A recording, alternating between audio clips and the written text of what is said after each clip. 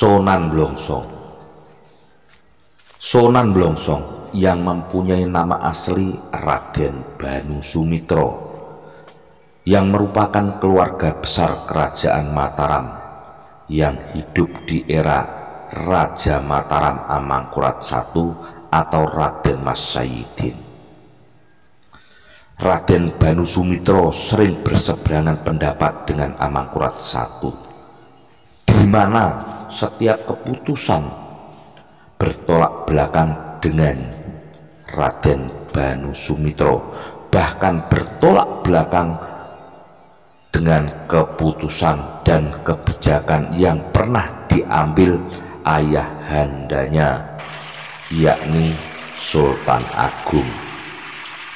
Amangkurat I malah melakukan persekutuan dengan VOC yang kemudian hari menimbulkan pemberontakan kerajaan bawahan Mataram.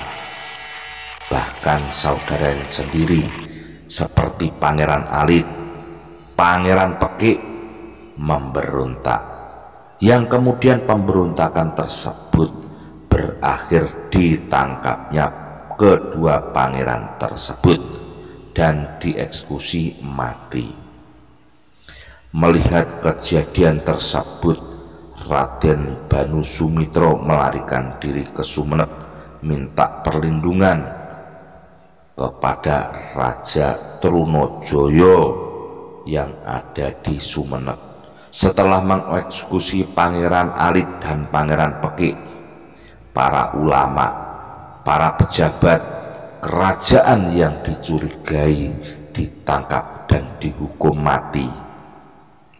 Raden Banu Sumitro pun mengungkapkannya kepada Pangeran Trunojoyo tentang berita-berita yang ada di Mataram tentang Amangkurat I.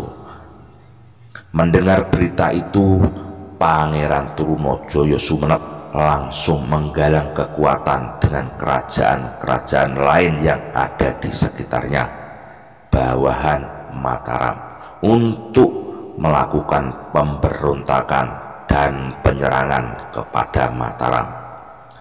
Dengan pasukan besar dari gabungan pasukan kerajaan lain, pasukan Pangeran Trunojoyo menyerang kerajaan Mataram. Alhasil dari penyerangan tersebut, pasukan Mataram lari tunggang langgang meskipun dibantu oleh pasukan VOC Belanda. Raja Amangkurat I pun melarikan diri ke barat menuju Batavia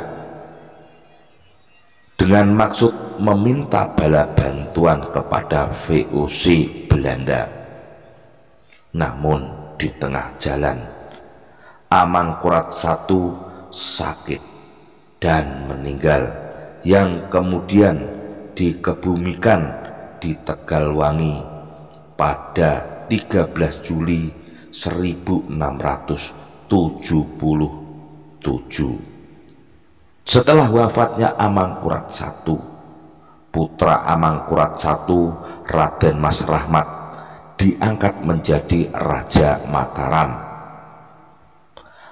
Meskipun tanpa istana kerajaan, Raden Mas Rahmat diangkat menjadi Raja Mataram dengan gelar Amangkurat II, dan beliau meneruskan misi tujuan ayahandanya Amangkurat I menuju Batavia untuk meminta bala bantuan ke pasukan VOC Belanda. Sementara Pangeran Trunojoyo dan pasukannya yang menguasai istana kerajaan Mataram menata kembali struktur kepemimpinannya, pejabat di kerajaan Mataram yang direbutnya, sambil membangun kekuatan untuk menghadapi Amangkurat II dan VOC Belanda. Raden Banu Sumitra yang ditunjuk menjadi salah satu senopati Mataram di bawah pimpinan Pangeran Trunojoyo. Raden Banu Sumitra membawai pasukan dari golongan santri, kiai, dan ulama. Sementara Karaeng Galesong yang berasal dari Bugis menjadi senopati Agul, dan Panembahan Giri dari Surabaya diangkat menjadi senopati Boyo. Amangkurat II yang diterima oleh VOC Belanda di Batavia siap bekerja sama dan membantu Amangkurat II dengan beberapa persyaratan. Amangkurat II pun menyetujui kesepakatan dan persyaratan tersebut. Setelah kesepakatan kerjasama disetujui masing-masing pihak, akhirnya berangkatlah sisa pasukan Amangkurat II yang didukung pasukan VOC Belanda dengan persenjataan penuh dan lengkap, mulai dari pedang, tombak, panah, senapan, bahkan sampai dengan meriam, semuanya ada. Mendengar kedatangan pasukan Amangkurat II yang didukung oleh VOC Belanda, Pangeran Trunojoyo pun mempersiapkan diri dengan pertahanan. Pangeran Trunojoyo berseno-senopati dari Bugis, dari Surabaya, juga dengan Raden Banu Sumitra menyongsong serangan dari Amangkurat II dan VOC Belanda. Pertempuran pun meledak. VOC dengan meriamnya yang dahsyat memporak-porandakan pasukan Trunojoyo dan sekutu-sekutunya.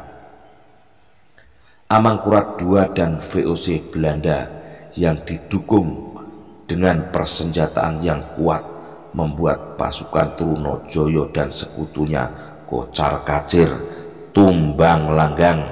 Bahkan pasukan Trunojoyo akhirnya terdesak mundur. Namun pasukan Amangkurat II terus merangsek menyerang, dan pada akhirnya Pangeran Trunojoyo dan pasukannya melarikan diri ke arah selatan menuju Gunung Kelut. Sementara Raden Banu Sumitra melarikan diri ke arah timur menuju daerah Bojonegoro.